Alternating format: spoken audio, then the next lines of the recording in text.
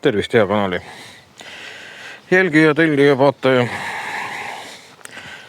Täna siis taas kord juttu Park Riverist. Need mõlemad noad on siis Park River Bravo 1 LT. See puidust käemidemega, seega ta mul isegi meeles, mis puit oli inglise keeles siis Desert Ironwood, ehk siis minu arust peaks see tõlgituna tähendama kõrb- või rauapuu. See mudel on konkreetselt siis nii-öelda täiskiil konveks. Juba ülevalt hakkab see nii-öelda vaikselt see ahenemine pihta ja lõpeb siis teraharjul konveksiga. Ja sellel mudelil ei ole siis nii-öelda seda pöidla jaoks mõeldud kõrgendust. Teine nuga on siis niimoodi, et kõigepealt on kuskil pool sentimeetrit läheb enne aega, kui hakkab tera allapoole kitsamaks minema. Ja nii veider, kui see ka ei ole, selline lihtne asi, väikene muudatus geomeetrias ja juba on noa iseloom hoopis midagi muud. Et see oluliselt agressiivsemalt lõikab kohe, võtad kätte, saad aru. See jälle, mulle meeldib temaga näiteks selliseid nii-öelda pindmise lõikuseid rohkem teha. Näiteks lihtne asi, kas või sama pirru lokitamine tule süütamiseks. See nii-öelda rullib, lokitab seda pirdu palju rohkem krussi kui see. Et tema jälle liigub nii-öelda diagonaalselt läbi puidukiudude paremini. Et nad on, selles mõttes, aga nad on mõlemad väga head mõlemas. Et mõlemas selles mõttes, kui ma tahan näiteks neid telgivaiasid, mingeid lõkse asju teha, siis ma eelistaksin kasutada seda, mis on nii-öelda täiskiil, aga see teine, ka see on super. Et nad on mõlemad tegelikult lihtsalt äärmiselt heal tasemel. Teras on nendel mõlemal siis CPM 3V. Võt nüüd karastusastmega on see asi, et selle kohta on nüüd natukene informatsioon, mis kõigub siia sinna. Valdavalt on märgitud see karastusaste 59 Hz, aga on ka 60 mul ette tulnud. Et võta nüüd näpust. Igal juhul on see päris kõrge ja ütlen ausalt, et see teras, CPM 3V, see on väga hea teras. See on, ma julgen väita, maailma üks paremaid teraseid noa jaoks, sest sellest tehakse kõikvõimalike freespinkide terasid ja nii edasi, et see on teras, millega töödeldakse teisi teraseid. Ja selles suhtes on ta väga hea tera hoidmise koha pealt. Mõlemad need noad on tera pikkusega, kui ma õieti mäletan, siis 107 millimeetrit ja muus suhtes tere.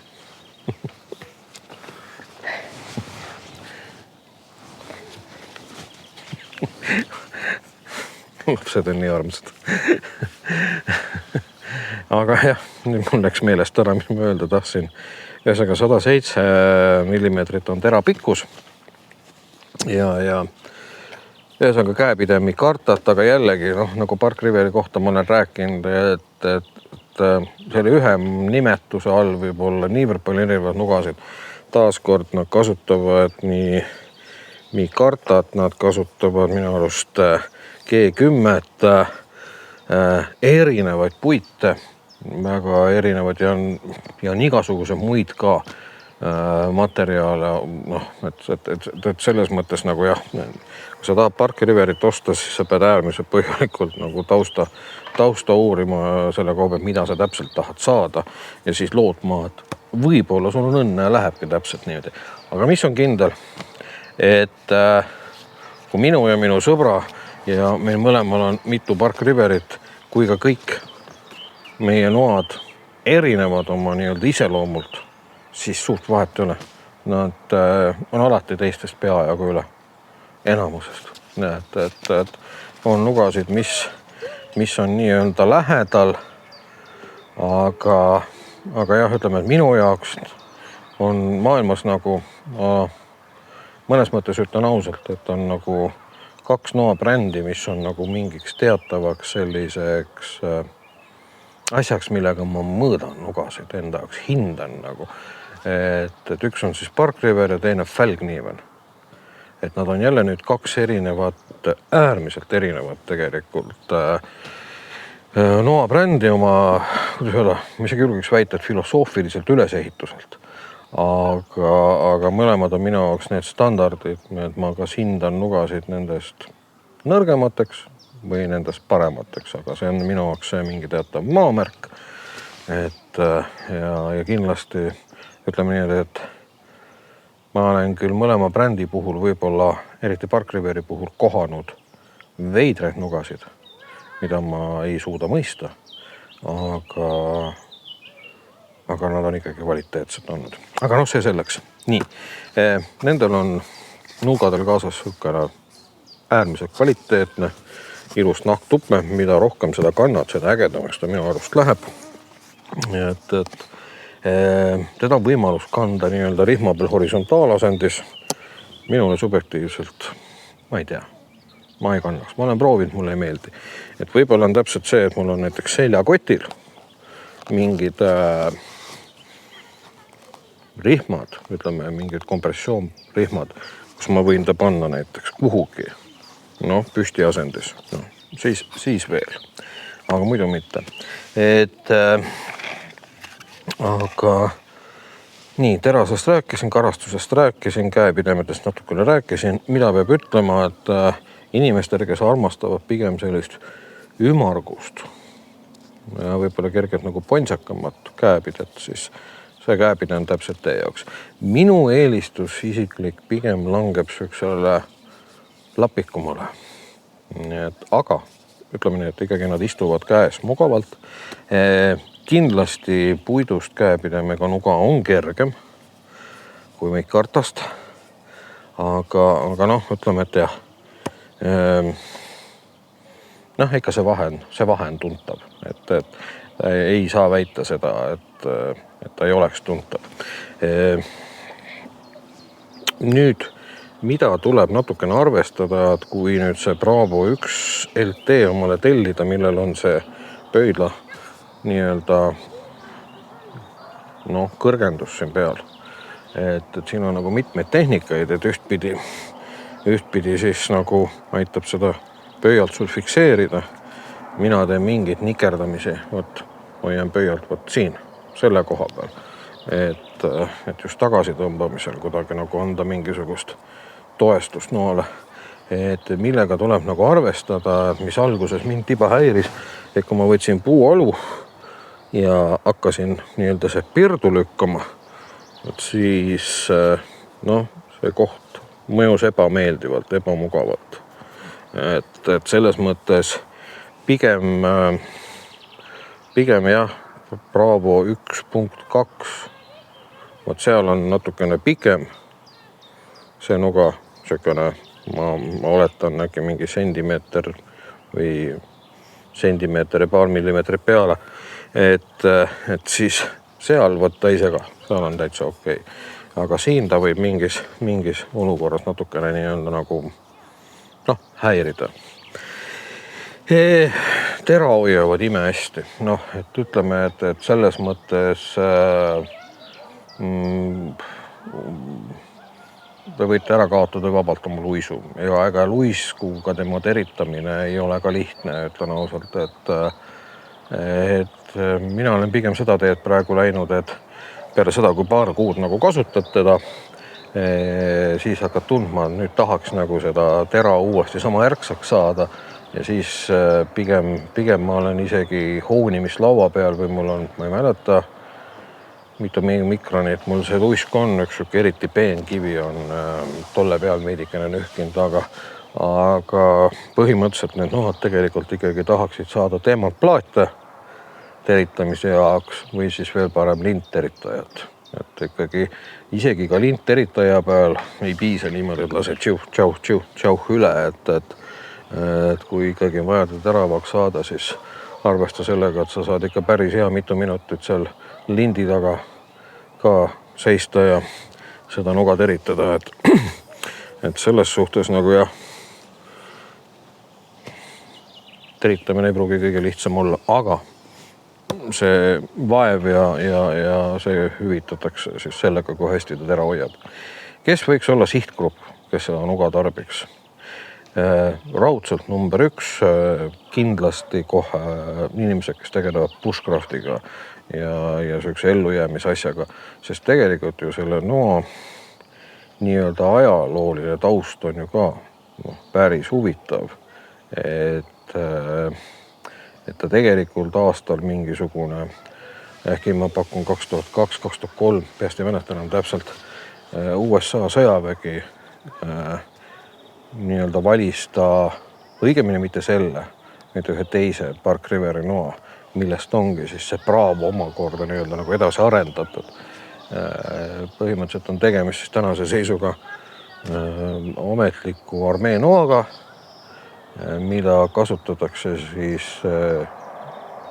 sõjaväelaste, sõdurpoiste koolitamiseks, just nimelt see koolitusnuga, et millega nad õpivad looduses ellu jääma. Et täpselt sellised parajad mõõtmed.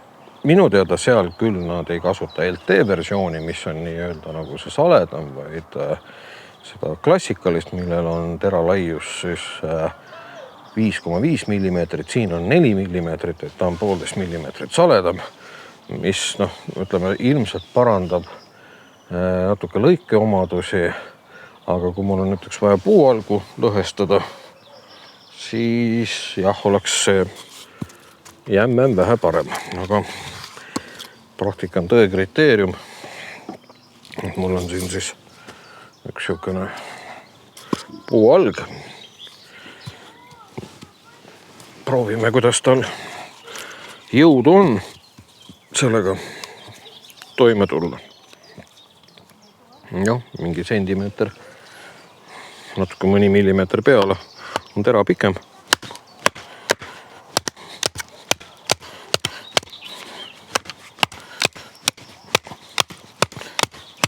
Ja siukse töö jaoks tegelikult isiklikult tahaksin ma pikema teraga nuga.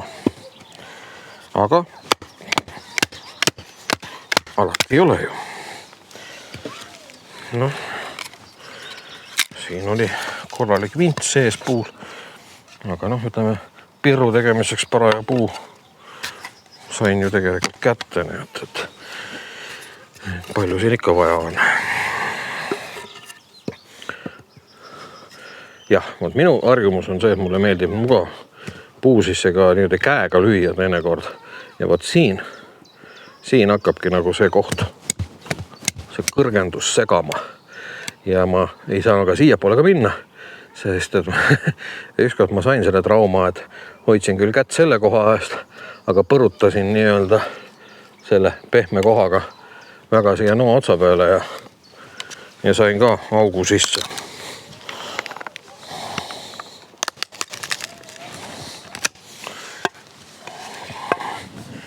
Sellise töö jaoks on see nuga ikka kohe nagu täitsa tubli, mitte midagi pole öelda.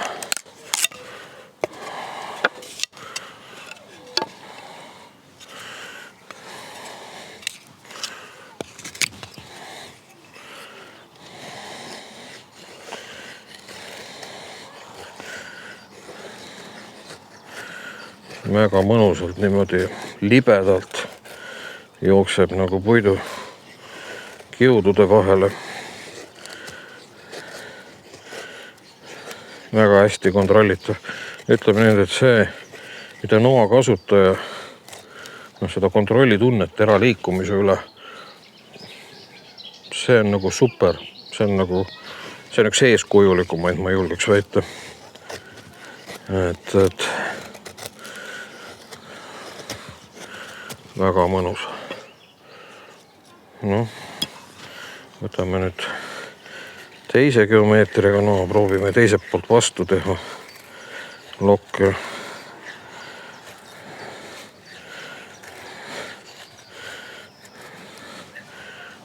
kohe võite märgata täielik erinevus. Ja see erinevus tuleb ainult sellest, tulen kaamerale korra lähemale.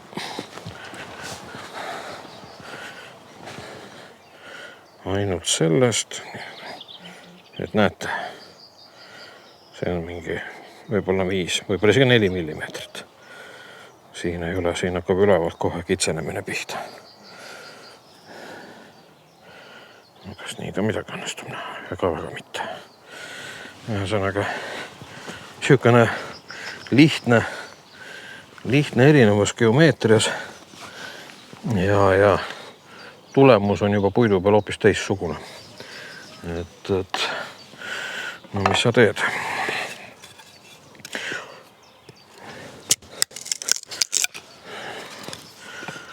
See, kuidas tema muidugi no see ei olnud mitte mingisugune vaev, absoluutselt mitte mingisugune. No see ei ole ka nüüd ei tea, mis, kuidas öelda,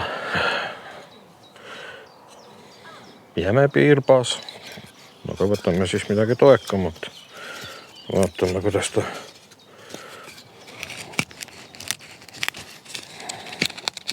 siit läbi närib.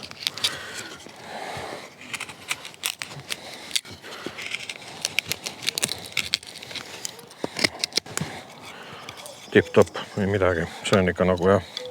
See nuga on täpselt selline ideaalne puu kallal nokitsemise nuga. See on fantastiline, kuidas tema niimoodi suudab omale teed rajada puidukiudude vahele. See on fenomenaalne.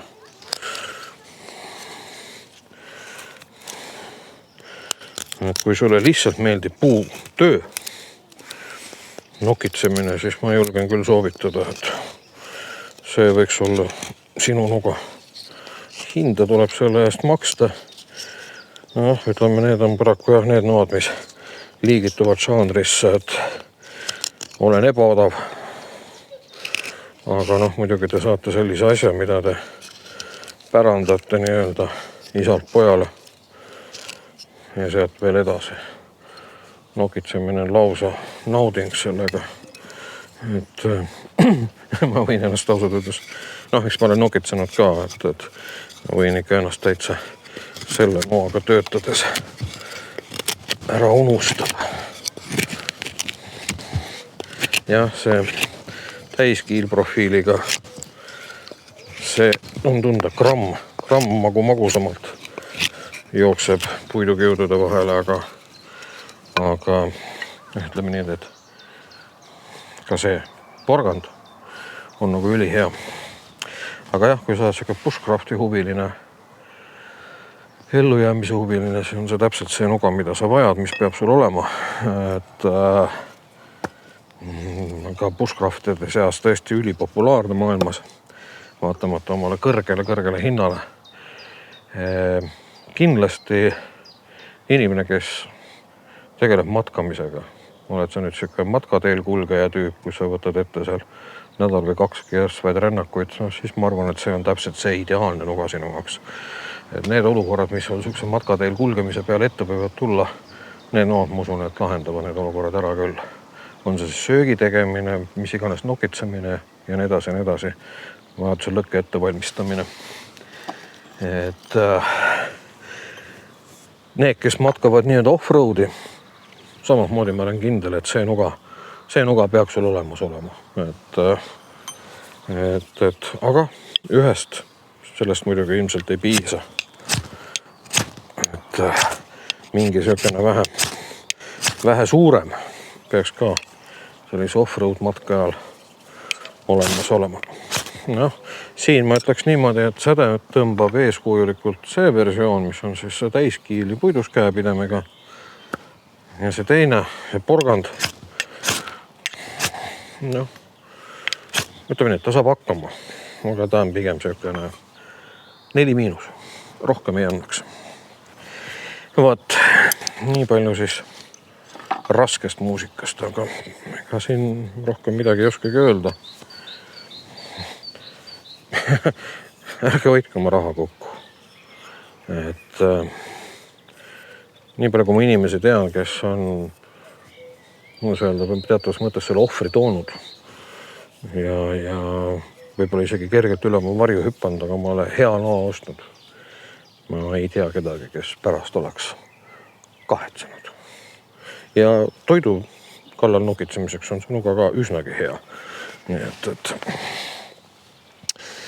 aga mis siis ikka, aitäh, et vaatasite. Nagu öeldakse Inglismaa keeles, et subscribe'ige ka, on ju. Tahaks nii-öelda kanali jälgijate, tellijate hulka veidike kasvatada. Tahaks 1000-ni kindlasti jõuda lähiajal. Ma oleksin väga tänulik, kui kes te pole veel nii-öelda tellinud, palun tehke seda ja sundige enda kõiki sõpru ja sugulasi ja täitsa võõrad ka seda tegema. Aga kui enne mina ei kuule, siis kindlasti järgmine kord.